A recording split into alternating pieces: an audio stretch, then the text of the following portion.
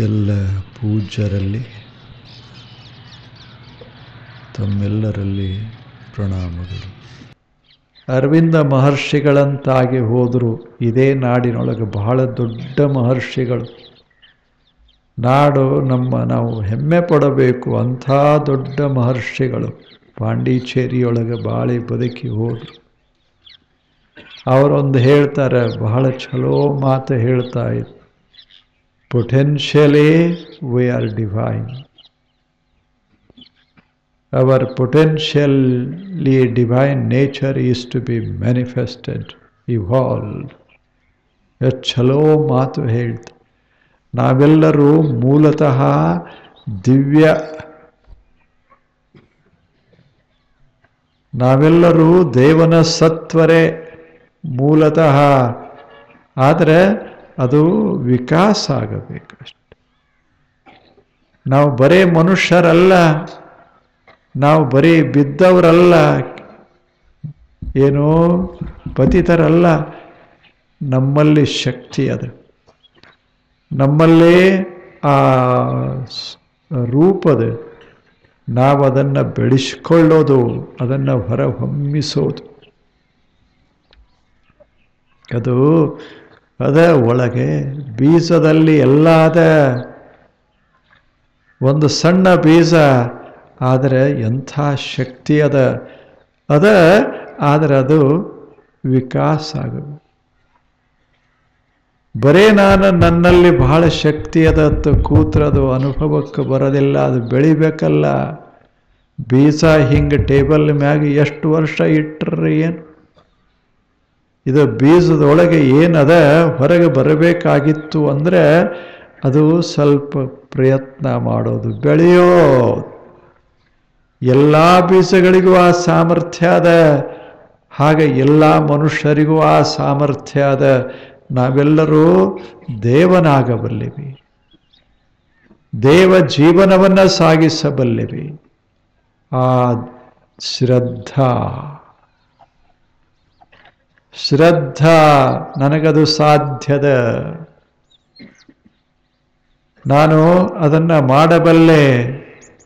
ಇದು ಶ್ರದ್ಧಾ. ಇದನ್ನು ಹೇಳಿದವರು ಯಾರು? ಗುರುಗಳು ಒಂದಿಷ್ಟು ಹೇಳ್ತಾರೆ. ನೋಡು, ನೀನು ಸಾಮಾನ್ಯನಲ್ಲ, ನೀನು ಅಸಾಮಾನ್ಯ. ನೀನೇನು ಬರೀ ಎಲ್ಲೋ ಒಂದು ಸಣ್ಣ ದೇಹದಲ್ಲಿ ಬಂದು ಸಾಯೋದಲ್ಲ. ಇಂಥ ಸಾಯುವ ದೇಹದಲ್ಲಿಯೇ ಸಾಯದ ಅನುಭೂತಿಯನ್ನು ಪಡೆಯೋದದ. ಅದು ನಿನ್ನ ಕೆಲಸ. ನಾವು ಹಾಗೆ ವಿಚಾರ ಮಾಡೋದು. ಇಲ್ಲೇನು ಸುಮ್ಮನೆ ತಾವು ನೋಡಿ, ಒಂದು ದೀಪ ಉರಿತಿರ್ತದೆ. ದೀಪ ಹೇಳ್ತದೆ, ನಾನು ಎಲ್ಲರೇ ಇರಲಿ, ನಾನು ಉರಿಯೋದು, ನಾನು ಬೆಳಕ ಚೆಲ್ಲೋದು. ಬೆಳಕ ಸುತ್ತ ಮುತ್ತ ಎಲ್ಲ ಕಡೆ ಬೆಳಕ. ನಾನು ಬೆಳಕ. ನಾನು ಎಲ್ಲಿ ಉರಿತೇನೆ ಮಹತ್ವದ್ದಲ್ಲ, ನಾವು ಎಲ್ಲಿ ಇರ್ತೇವೆ ಮಹತ್ವದ್ದಲ್ಲ, ಎಷ್ಟು ಬೆಳಗ್ತೇವೆ ಅನ್ನೋದು ಬಹಳ ಮಹತ್ವದ್ದದ. ಎಷ್ಟು ಬೆಳಗ್ತೇವೆ. ಬಹಳ ದೊಡ್ಡ ಅರಮನೆಯಲ್ಲಿ ಒಂದು ದೀಪ ಉರಿತಿರಬಹುದು, ಒಂದು ಗುಡಿಸಲಲ್ಲಿ ಒಂದು ದೀಪ ಉರಿತಿರಬಹುದು. ಅರಮನೆಯ ದೀಪ ಬಹಳ ದೊಡ್ಡದು, ಗುಡಿಸಲ ದೀಪ ಬಹಳ ಸಣ್ಣದು ಅಂತಲ್ಲ. ಒಂದು ದಿವಸ ಅವೆರಡೂ ಭೇಟಿಯಾದವು, ಅರಮನೆಯ ದೀಪ ಮತ್ತು ಗುಡಿಸಲ ದೀಪ.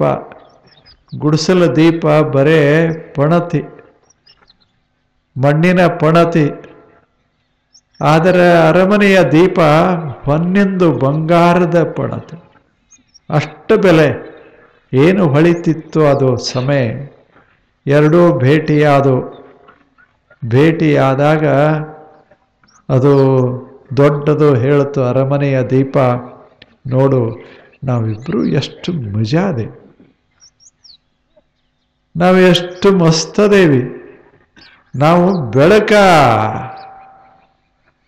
ನಾವು ಪಣತೆ ಅಲ್ಲ, ಬೆಳಕ.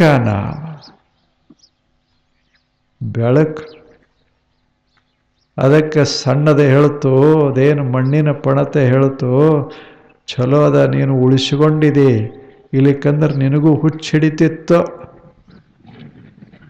ನಾನು ಅರಮನೆಯ ದೀಪ, ನೀನು ಗುಡಿಸಲ ದೀಪ ಅಂತ ನಿನ್ನ ತಲೆಯಾಗ ಬರ್ತದಂತ ತಿಳ್ಕೊಂಡಿದ್ದೆ, ಬಂದಿಲ್ಲ, ಅದೇ ಚಲೋ ಆಯ್ತು. ಒಮ್ಮೊಮ್ಮೆ ಹಂಗೆ ಅನಿಸ್ತದ, ಅನಿಸೋದಿಲ್ಲೇನು? ಇದೊಂದು ಕುರ್ಚಿ ನನಗೆ, ನಿಮಗೆ ಯಾರಿಗೆ ಕುರ್ಚಿ ಇಲ್ಲ, ಹಿಂಗೆ ಅನಿಸ್ತದ ನಾ ಭಾಳ ದೊಡ್ಡವ, ಕುರ್ಚಿ ಮೇಲೆ ಕುಂತೀನಿ ಅಂತ. ಅದು ಕುರ್ಚಿ ಹೇಳ್ತದ, ಮತ್ತು ನಾನೇನು ಸಣ್ಣವೇನು, ನಾನು ಅದೀನಿ ಅಂತ ನೀ ದೊಡ್ಡವ, ಇಳಿದಿದ್ರೆ ನೀ ಹೆಂಗೆ ದೊಡ್ಡವ? ಎಷ್ಟು ಮಜ. ಹಂಗೆ ಸಣ್ಣ ದೀಪ ಹೇಳ್ತು, ಏನೋ ಉಳಿಸಿಕೊಂಡಿದೆ. ನಾವು ದೀಪಗಳೇ ವಿನಃ ಪಣತೆಗಳಲ್ಲ. ಪಣತೆ ಸಣ್ಣದಿರಬಹುದು, ದೊಡ್ಡದಿರಬಹುದು, ಆದರೆ ದೀಪ ಮಾತ್ರ ದೊಡ್ಡದೂ ಅಲ್ಲ, ಸಣ್ಣದೂ ಅಲ್ಲ, ಬರೀ ಪ್ರಕಾಶ್. ಹಾಗೆ ಶ್ರದ್ಧೆ ಇರಬೇಕು. ಬಡವರೇ ಇರಲಿ, ನಾವು ಶ್ರೀಮಂತರೇ ಇರಲಿ, ನಮ್ಮಲ್ಲಿ ಶ್ರದ್ಧೆ ಇರಬೇಕು. ನಾವೇನು ಸಾಮಾನ್ಯರಲ್ಲ, ನಮ್ಮೊಳಗೊಂದು ದೇವಸತ್ವ ಅದ. ಒಳಗೆ ಜೀವನದ ಜ್ಯೋತಿ ಹೊಳಿತಾದ, ಉರಿತಾದ. ಬಹಳ ದೊಡ್ಡವರು ಹೇಗೋ ನಾವು ಹಾಗೇ ದೀಪ. ಈ ಭಾವ ಬಂತು ಅಂದರೆ ಶ್ರದ್ಧಾ. ಶ್ರದ್ಧಾ ಈ ಭಾವನೆಯನ್ನು ತಂದು ಕೊಡುವವರಿಗೆ ಗುರು ಅಂತಾರೆ. ಈ ಭಾವನೆಯನ್ನು ಬೆಳೆಸಿಕೊಳ್ಳುವವರಿಗೆ ಸಾಧಕ ಅಂತ ಕರೀತಾರೆ. ಇದು ಇರಬೇಕು ನಮ್ಮ ಪ್ರಯಾಣ. ಇದು ಅದೇನು ಉದ್ದೇಶದಲ್ಲ, ಅದರತ್ತ ನಮ್ಮ ಪ್ರಯಾಣ ಗೊತ್ತಿರಬೇಕು. ನಮ್ಮ ಪ್ರಯಾಣ ಬರೇ ಇಲ್ಲೇ ಅಷ್ಟೇ ಅಲ್ಲ, ಲೋಕದಲ್ಲಿ, ಪಾರಮಾರ್ಥಿಕ ಲೋಕದಲ್ಲಿ. ನಾವೇನು ಸಣ್ಣವರಲ್ಲ, ಎಲ್ಲರೂ ಅಸಾಮಾನ್ಯರು. ಬೇಕು ಹೊರಗೆಲ್ಲ ಹೆಚ್ಚು ಕಡಿಮೆ ಇರೋದೇ. ಇಲ್ಲೇನು ಒಬ್ರು 6 ಫೂಟ್ ಇರ್ತಾರೆ, ಒಬ್ರು 5 ಫೂಟ್ ಇರ್ತಾರೆ, ಇರುವುದಿಲ್ಲೇನು? ಒಬ್ಬರು 100 ಕಿಲೋ ಇರ್ತಾರೆ, ಒಬ್ಬರು 50 ಕಿಲೋ ಇರ್ತಾರೆ. ಆದರೆ ಈ ಕಿಲೋಗಳು ಹೊರಗೆ ವಿನಃ ಬೆಳಕು ಕಿಲೋ ಅಲ್ಲ. ಬೆಳಕು ಕಿಲೋ ಅಲ್ಲ. ಬೆಳಕು 5 ಫೂಟ್ ಅಲ್ಲ, 6 ಫೂಟ್ ಅಲ್ಲ. ಬೆಳಕ, ಜೀವನದ ಬೆಳಕ, ಜೀವ ಜ್ಯೋತಿಯ ಬೆಳಕ ಅನಂತ. ಅದನ್ನು ಪರಿಭಾವಿಸಿಕೊಂಡಿರಬೇಕು ಮನುಷ್ಯ. ಅದನ್ನು ಅರ್ಥ ಮಾಡ್ಕೋಬೇಕು. ಅವರಿಗೆ ಒಬ್ಬ ಬುದ್ಧ ತಯಾರಾಗ್ತಾನಂದರೆ ಎಲ್ಲರೂ ಬುದ್ಧನಾಗಬಹುದು.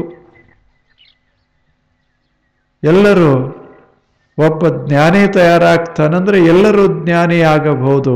ಎಲ್ಲರಲ್ಲಿಯೂ ಆ ಸಾಮರ್ಥ್ಯ ಅದ. ಇದನ್ನು ತಲೆಯೊಳಗೆ ಹಾಕ್ಕೊಳ್ಳೋದಕ್ಕೆ ಶ್ರದ್ಧಾ. ಇದು ಶ್ರದ್ಧೆ. ಇಂಥ ಶ್ರದ್ಧೆ ಬಹಳ ಮಹತ್ವದ್ದು. ಮೊಟ್ಟ ಮೊದಲ ಯಾಕೆ ಈ ಮಾತು ಹೇಳಿದವರು ಋಷಿಗಳು, ಜ್ಞಾನಿಗಳು, ಅನುಭಾವಿಗಳು. ಅವರ ಮಾತು ಸತ್ಯ ಅಂತ ತಿಳ್ಕೋತೇವಲ್ಲ, ನಂಬಿಕೆ ಇಡ್ತೇವಲ್ಲ, ಇದ ಶ್ರದ್ಧಾ. ಯಾವ ಜ್ಞಾನಿನೂ ಹೇಳಲಿಲ್ಲ ನೀವು ಬಹಳ ಕೆಟ್ಟಿರಿ, ನೀವು ಹಾಳಾಗ್ತೀರಿ, ನಿಮ್ಮದು ಏನೂ ಇಲ್ಲ, ನಿಮ್ಮ ಬದುಕ ಏನಿಲ್ಲ, ಅರ್ಥ ಇಲ್ಲದ್ದು ಅಂತ ಯಾರೂ ಹೇಳಿಲ್ಲ. ಎಲ್ಲರೂ ಹೇಳ್ಯಾರ ನೀವು ಸಾಮಾನ್ಯರಲ್ಲ, ನೀವು ಅಸಾಮಾನ್ಯರು. ಆದರೆ ಮರ್ತೇವಿ ಅಷ್ಟು. ಒಮ್ಮೊಮ್ಮೆ ಆಗ್ತದೆ. ಒಂದೇನೋ ಕತೆ ಹೇಳ್ತಾರಲ್ಲ, ಒಂದು ಮನೆ ಒಂದು ಹಿತ್ತಲ ಇತ್ತು. ಅಲ್ಲಿ ಒಂದು ದೊಡ್ಡ ಗಿಡ ಇತ್ತು. ಆ ಹಿತ್ತಲು ದೊಡ್ಡ ಹಿತ್ತಲ ಅದು. ಅಲ್ಲೆಲ್ಲ ಕೋಳಿಗಳು ವಾಸ ಮಾಡ್ತಿದ್ದು. ಆ ಕೋಳಿಯ ಮಧ್ಯದಲ್ಲಿ ಒಂದು ಗರುಡ, ಅದು ತತ್ತಿ ಅಲ್ಲಿ ಉರುಳಿ ಬಿದ್ದಿತ್ತು. ಆ ತತ್ತಿಯನ್ನು ಆ ಕೋಳಿ ಮರಿ ಮಾಡಿತ್ತು, ಅದಕ್ಕೆ ಗೊತ್ತಿರಲಿಲ್ಲ ಮರಿ ಮಾಡಿತ್ತು. ಕೋಳಿ ಮರಿ ಕೂಡ ಈ ಗರುಡನ ಮರಿ ಓಡಾಡ್ತಿತ್ತು, ನೆಲ ಹಿಡ್ಕೊಂಡು ಓಡಾಡ್ತಿತ್ತು.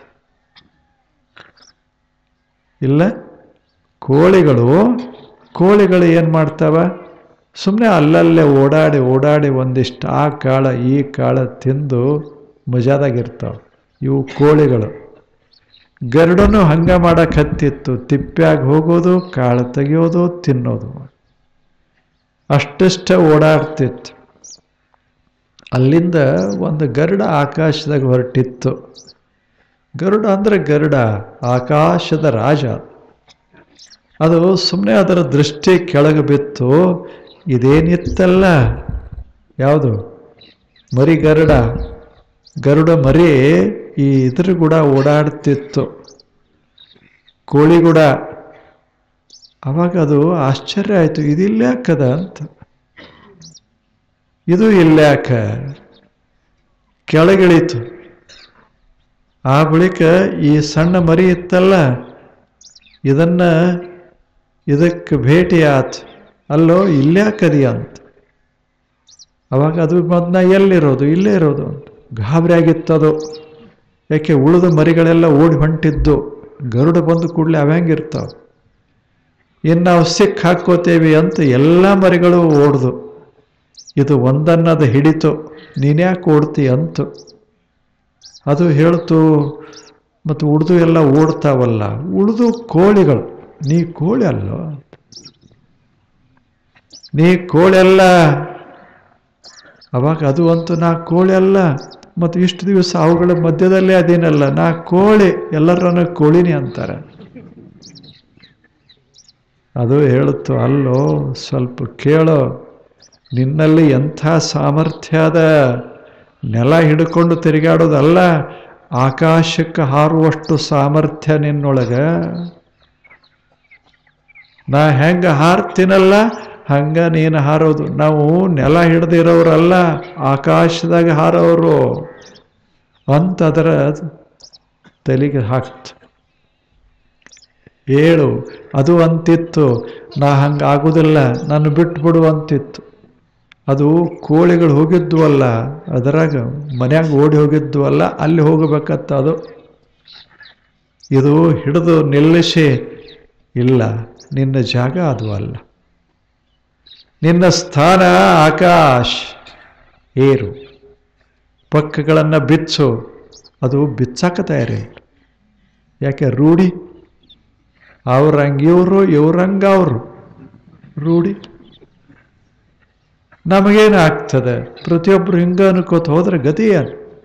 ನಮಗೇನಾಗ್ತದೆ, ನಾವು ಗುಡಿಗೇರಿ ಅವರು, ಅವರು ಬೆಂಗಳೂರು ಅವ್ರಂಗೆ ಹಂಗೆ ಆಗ್ತದೆ. ಯಾರು ಇದ್ರೇನಾಯಿತು, ನಾವು ದೇವ, ನಾವು ದಿವ್ಯ. ಗರುಡ ಅದು ಕೇಳಲಿಲ್ಲ, ಗರುಡನ ಮಾತು. ಅದು ಅಂತೂ ಇದು ಕೇಳೋ ಸ್ಥಿತಿಯೊಳಗಿಲ್ಲ, ಎಲ್ಲ ಹೋಗಿಬಿಟ್ಟದ.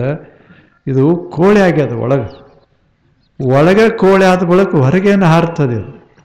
ಅದಕ್ಕೆ ಒಳಗಿನ ಕೋಳಿತನ ತೆಗಿಬೇಕಂತ ಅದನ್ನು ಎತ್ತಿ ಗಿಡದ ಮೇಲೆ ಒಯ್ತು. ಎತ್ತಿ ಬಿಡ್ತೀನಿ ನೋಡು ಅಂತ ಈಗ ಅದು ಗಾಬರಿ ಆಯ್ತು. ಪಕ್ಕ ತೆಗಿ, ಪಕ್ಕ ಬಿಚ್ಚು, ನಿನಗೂ 2 ಪಕ್ಕಗಳದಾವ, ಬರೀ ಓಡಾಡಕ್ಕೆ ಪಕ್ಕಲ್ಲ, ಹಾರಾಕವ.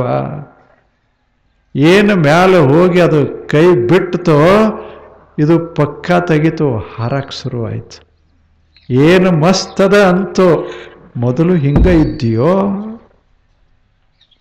ಹಿಂಗ ಇದ್ದೆ, ಆದರೆ ಸಂಘ ಚಲೋ ಇರಲಿಲ್ಲ. ಕೋಳಿ ಸಂಘ ಮಾಡಿದಾಗ ಗರುಡಗಳು ಕೋಳಿ ಹಾಕವೆ, ಗರುಡ ಹಾಕವೆ. ಅದು ಹೆಂಗೆ ಗರುಡ ಹೇಳಿ ಏರಿಸ್ತು. ಆ ಬಳಿಕ ಹೇಳ್ತು, ಹಾರು, ಆಕಾಶಕ್ಕೆ ಹಾರು, ಎತ್ತರ ಹಾರು. ಮನುಷ್ಯನ ಸಮೀಪ ಸಹಿತ ಮನುಷ್ಯನಿಗೆ ಕಾಣಬಾರದು ಅಷ್ಟು ಎತ್ತರ ಹಾರು. ಕೋಳಿಗಳ ಕಾಣಬಾರದು, ಕೆಟ್ಟವರು ಕಾಣಬಾರದು. ನಮಗೇನು ಸಾಧ್ಯದ, ಯಾರಿಗೆ ಸಾಧ್ಯ ಇಲ್ಲ ಅನ್ಕೋತ ಕೂತ್ರ ಗತಿಯ. ಇದ್ದದ್ರಲ್ಲಿಯೇ ಆ ಛಲ ಇರೋದು. ಅದಕ್ಕೇನಂತೇವಿ? ಶ್ರದ್ಧಾ. ನನ್ನಲ್ಲಿ ಅದದ, ನಾನು ಹಾರಬಲ್ಲೆ. ಗರುಡ ತುಂಬಿತು ಒಳಗೆ, ನಾನು ಹಾರಬಲ್ಲೆ. ಏನು ಆಯಿತೋ ಅದು ಪಕ್ಕ ಬಿಚ್ಚಿ ಎತ್ತರ ಹಾರಕ್ಕೆ ಶುರುವಾಯಿತು. ಅವಾಗ ಅದು ಅಂತೂ ನನ್ನ ಜೀವನ ಎಲ್ಲ ಹಾಳಾಗ್ತಿತ್ತಲ್ಲ, ನೀ ಬಂದು ಚಲೋ ಮಾಡಿದೆ ಅಂತು. ಅದೇ ಗುರು, ಅದೇ ಸಾಧಕ. ಗುರುಗಳು ಏನೂ ಮಾಡೋದಿಲ್ಲ. ನೀನು ಸಾಮಾನ್ಯನಲ್ಲ, ನೀನು ಅಸಾಮಾನ್ಯ, ನೀನು ಬಹಳ ದೊಡ್ಡವ, ಹಾರು, ಆಕಾಶಕ್ಕೆ ಹಾರು. ಗರುಡ ಹಾರ್ತದ ಮ್ಯಾಲ, ಕೋಳಿಗಳಿನ್ನ ಕೆಳಗ ಅದಾವ, ಇನ್ನೂ ಇಲ್ಲೇ ಅದಾವ. ಹಾಗ ಆತ್ಮವಿಶ್ವಾಸ. ನಾನು ಸಾಮಾನ್ಯಲ್ಲ, ಮಣ್ಣಿನವನಲ್ಲ, ಆಕಾಶದವ. ನಾನು ಕತ್ತಲೆಯವನಲ್ಲ, ಬೆಳಕಿನವ. ನಾನು ಮರಣಗಾಮಿಯಲ್ಲ, ಅಮೃತ ರೂಪ. ಸುಮ್ಮನೆ ಭಾ. ಇದಕ್ಕೆ ಶ್ರದ್ಧಾ ಅಂತ ಕರೆಯೋದು. ಇದು ಒಳಗಿರಬೇಕು. ಇದು ಮೊದಲನೇದ್ದು. ನಮ್ಮ ಪ್ರಯಾಣ ನಡಿಬೇಕಲ್ಲ, ಇದು ಮೊದಲನೇದ್ದು. ಶ್ರದ್ಧಾ ಇರಬೇಕು. ನಾವು ಸಾಮಾನ್ಯರಲ್ಲ, ನಾವೆಲ್ಲರೂ ದೊಡ್ಡವರು. ನಾವು ಎದಕ್ಕೆ ಬಂದೇವಿ? ನಾವು ಶ್ರೀಮಂತರಾಗಲಿಕ್ಕೆ ಬಂದೇವಿ, ಬಡತನದಲ್ಲಿ ಇರಲಿಕ್ಕೆ ಅಲ್ಲ. ಎಲ್ಲ ನಮ್ಮ ಆರೋಗ್ಯ ಚಲೋ ಆಗಬೇಕು, ನಮ್ಮ ಮನಸ್ಸು ಚಲೋ ಆಗಬೇಕು, ನಮ್ಮ ಬುದ್ಧಿ ಸುಂದರ ಆಗಬೇಕು. ಎಲ್ಲವೂ ಆಗಬೇಕು. ಹಾಗ ಆಗೋದಕ್ಕಾಗಿ ನಾವು ಶ್ರದ್ಧಾ ಇಟ್ಟುಕೊಂಡಿರೋದು. ನಾವು ಆಗಬಲ್ಲಿವಿ. ಅದಕ್ಕೆ ಪ್ರೇರಣೆ ಇದು ಶ್ರದ್ಧಾ. ಅದಕ್ಕೆ ನಾವು ಸಾಮಾನ್ಯರು, ಆ ಜಾತಿಯವರು, ಈ ಜಾತಿಯವರು, ಆ ಮತದವರು, ಈ ಮತದವರು ತೆಗೆದು ನಾವು ಆಕಾಶದವರು, ನಾವು ದಿವ್ಯತೆಯವರು. ನಾವು ಸಾಮಾನ್ಯರಲ್ಲ. ಪ್ರತಿಯೊಬ್ಬ ಮನುಷ್ಯನ ಅಂತರಂಗದೊಳಗೆ ಒಂದಿಷ್ಟು ದಿವ್ಯತೆ ಅದ. ಅದನ್ನು ಗುರುತಿಸಿ ನನ್ನಲ್ಲಿ ಅದ, ನಾನು ವಿಕಾಸ ಆಗಬೇಕು, ಹೊರಗೆ ಬರಬೇಕು, ಎತ್ತರ ಏರಬೇಕು. ಬರೇ ಅಲ್ಲೇ ಎಷ್ಟು ದಿವಸ ಕೂಡೋದು, ಅದರಲ್ಲೇ ಎಷ್ಟು ದಿವಸ ಇರೋದು, ಹಂಗ ಭಾವ. ಇದು ಶ್ರದ್ಧಾ. ಚಲೋ ಇಲ್ಲ, ಇದು ಶ್ರದ್ಧೆ. ಅದಕ್ಕೆ ನಮಗೆ ಆಗುವುದಿಲ್ಲ ಅಂತ ಕೈ ಕಟ್ಟಿ ಕೂಡಬಾರದು. ಆಗ್ತದೆ, ನಮಗೂ ಆಗ್ತದೆ. ಅವರು ಹಾರ್ತಾರಂದ್ರೆ ನಾವ್ಯಾಕೆ ಹಾರಬಾರ್ದು? ಅವರು ಅಷ್ಟು ಆನಂದವಾಗಿದಾರಂದಾಗ ನಾವ್ಯಾಕೆ ಅಷ್ಟು ಆನಂದವಾಗಿರಬಾರದು? ನಮ್ಮಲ್ಲೂ ಸಾಮರ್ಥ್ಯದ, ನಾವು ಮಾಡಬಲ್ಲೆವಿ. ಈ ಆತ್ಮವಿಶ್ವಾಸದ ಅಲ್ಲ, ಇದು ಇತ್ತು ಅಂದರೆ ಮನುಷ್ಯ ಬೆಳಿತಾನೆ, ದೇಶ ಬೆಳೀತದೆ, ಜಗತ್ತು ಬೆಳೀತದೆ. ಇದವಾದ ಬಳಿಕ ಏನಿದ್ದರ್ರೆ ಏನು? ಆತ್ಮವಿಶ್ವಾಸವೇ ಶೂನ್ಯವಾದ ಬಳಿಕ ಬೆಳವಣಿಗೆ ಎಲ್ಲವೂ ಮರೆಯಾಗ್ತದೆ. ಅದಕ್ಕೆ ಸಂಕ್ರಮಣ. ಇದು ಹಬ್ಬಲ್ಲ, ಇದು ಸಂಕ್ರಮಣ. ಇದು ನಾವು ಪ್ರಯಾಣ ಮಾಡೋರು, ಎಲ್ಲೇ ದೇವನತ್ತ ಪ್ರಯಾಣ ಮಾಡೋರು, ಬೆಳಕಿನತ್ತ ಹೋಗೋರು. ಹಂಗಿರಬೇಕು ಒಳಗೆ. ನಾವು ಕತ್ತಲಾಗಿರೋರಲ್ಲ, ಬೆಳಕಿನೊಳಗೆ. ಮತ್ತು ಹಿಂಗಂದು ಕೂಡಲೇ ನೀವು ಬರೀ ಆ ಮನಿ ಬಿಟ್ಟು ಹಿಂಗೆ ಹೊರಗೆ ಹೋಗೋದಲ್ಲ.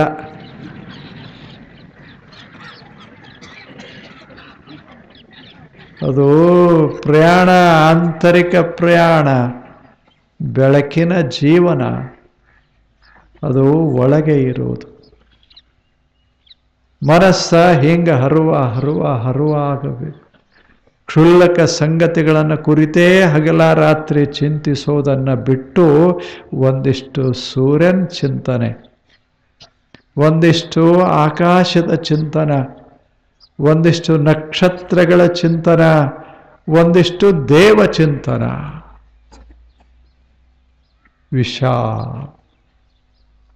ಅದನ್ನ ಮಾಡುವುದು. ಇದಕ್ಕೆ ಮೊದಲಿನಂತರ ಶ್ರದ್ಧಾ, ಬಲ್ಲವರ ಮಾತಿನಲ್ಲಿ ಶ್ರದ್ಧೆ ಇಡು. ನಿನ್ನೊಳಗೂ ನಿನಗೆ ಶ್ರದ್ಧಾ ಇರಲಿ. ನಿನ್ನಲ್ಲಿ ಸಾಮರ್ಥ್ಯ ಬಹಳದ ಮನುಷ್ಯನೇ, ಬಹಳ ದೊಡ್ಡ ಸಾಮರ್ಥ್ಯ ಅದ, ಸ್ವಲ್ಪ ಇರಲಿ ಆತ್ಮವಿಶ್ವಾಸ. ಇದು ಮೊದಲನೇದ್ದು ಬಹಳ ಮಹತ್ವದ್ದು. ಆನಂತರ ಎರಡನೇದ್ದು ಬಹಳ ಛಲೋ, ತತ್ಪರಂ. ಮೂರನೇದ್ದು ಸಂಯತ. 4 ಜ್ಞಾನ ಬೇಕಲ್ಲ. ಇಷ್ಟೆಲ್ಲ ಅದೇನು ವಿಕಾಸ ಆಗಬೇಕಾಗಿದೆ, ನಮ್ಮ ಪ್ರಯಾಣ ನಡಿಬೇಕಾಗಿದೆ. ಅದಕ್ಕೆ ಒಂದಿಷ್ಟು ಬೇಡೇನು? ಪ್ರಯಾಣ ಮಾಡೋದಂದಾಗ ಹಿಮಾಲಯ ಬೆಟ್ಟಕ್ಕೆ ನಾವು ಹೊರಟೇವಿ ಅಂದಾಗ ನಾನು ಹೋಗೇ ತೀರ್ತೇನೆ,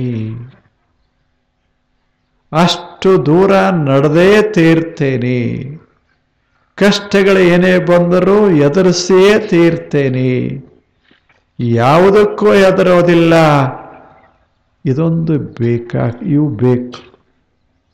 ಆವಾಗ ನಮ್ಮ ಪ್ರಯಾಣ ಚಲೋ ಆಗ್ತದೆ. ಬರೇ ನಾವು ಹಿಂಗಾಗಬೇಕಾಗ್ಯದಂತ ತಿಳ್ಕೊಂಡು ಮನ್ಯಾಗ ಕೂತ್ಕೊಂಡು ನಕಾಶ ತೆಗೆದು ಬರೇ ಅಲ್ಲೇ ಇಲ್ಲಿ ಹೋಗ್ಬೇಕು, ಅಲ್ಲಿ ಹೋಗ್ಬೇಕು, ಅಲ್ಲಿ ಹೋಗ್ಬೇಕು, ಒಂದು ದಿವಸ ಹೊರಗೆ ಹೋಗಿಲ್ಲ. ಏನು ಮಾಡೋದು? ಯಾವಾಗ ಇವ ಹೋಗಿ ಮುಟ್ಟ? ಮನ್ಯಾಗ ಕೂತಾನ ಪ್ಲ್ಯಾನ್ ಹಾಕ್ಯಾನ. ನಮ್ಮದು 100 ಎಕರೆ ಭೂಮಿ ಅದ, ಅದರಲ್ಲಿ ಏನೇನು ಬೆಳಿಬೇಕು, ಎಲ್ಲೆಲ್ಲಿ ಬೆಳಿಬೇಕು ಎಲ್ಲ ಪ್ಲ್ಯಾನ್ ಮಾಡ್ಯಾನ.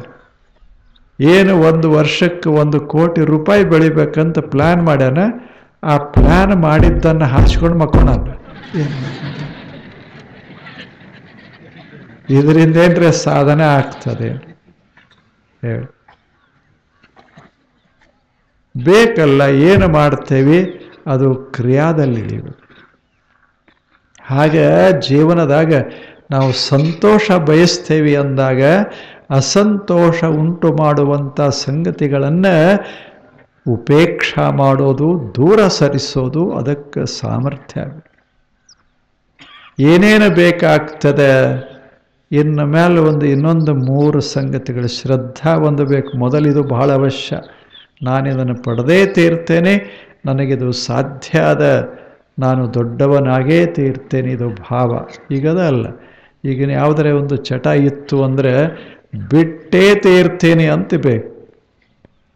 ಅವ್ರು ಹೇಳ್ತಾರೆ, ಇವ್ರು ಹೇಳ್ತಾರಂತಲ್ಲ, ಇದು ನನಗೆ ಸಾಧ್ಯದ, ಬಿಟ್ಟು ನನಗೇನು ತೊಂದರೆ ಆಗೋದಿಲ್ಲ, ಬಿಟ್ಟೇ ತೀರ್ತೇನೆ ಅಂತ ಒಳಗೆ ಹೊತ್ತು ಅಂದರೆ ಸಂಕ್ರಮಣ ಶುರುವಾಗ್ತದೆ. ಅವಾಗ ಸಂಕ್ರಮಣ ಆಗ್ತದೆ. ಸೂರ್ಯ ಎಷ್ಟು ಸಲ ಸಂಕ್ರಮಣಕ್ಕೆ ಬಂದ್ರೇನು? ಕುಡ್ಯಾವ ತಿನ್ನವ ಇದ್ರೆ ಅದ್ಯಾವ ಪ್ರಯಾಣ? ಚಲೋದ್ರತ್ತ ಆಗಬೇಕಲ್ಲ. ಅದಕ್ಕಿಂತ ಸಂಕ್ರಮಣ ನೀವೆಲ್ಲ ಇಂದ ಪ್ರತಿಜ್ಞಾ ಮಾಡೋದು ನನ್ನೆದರಲ್ಲ, ನಿಮ್ಮ ಮನಸ್ಸಿನಾಗ. ಏನು? ಸ್ವಚ್ಛ ಜೀವನ. ಸ್ವಚ್ಛ ಅಂದರೆ ಕೆಟ್ಟದ್ದನ್ನು ಕುಡಿಯೋದಿಲ್ಲ, ಕೆಟ್ಟದ್ದನ್ನು ತಿನ್ನೋದಿಲ್ಲ, ಕೆಟ್ಟದ್ದನ್ನು ಸೇದೋದಿಲ್ಲ, ಕೆಟ್ಟದ್ದನ್ನು ಮಾತನಾಡೋದಿಲ್ಲ. ಹೌದಲ್ಲ ಹೇಳಿ? ಒಳ್ಳೆಯದನ್ನು ಪ್ರೀತಿಸ್ತೇವೆ, ಒಳ್ಳೆಯದನ್ನು ಮಾಡ್ತೇವೆ. ಹಿಂಗೆ ಭಾವ ಬಂತು ಅಂದರೆ ಆವಾಗ ಸಂಕ್ರಮಣ. ನಾವೆಲ್ಲರೂ ಚೆಂದಾಗಿ ನಕ್ಕೋತ ಈ ಜಗತ್ತಿನಾಗ ಬದುಕೋದದ. ಬನ್ನಿ ನಾಳೆ. ನಮಸ್ಕಾರ.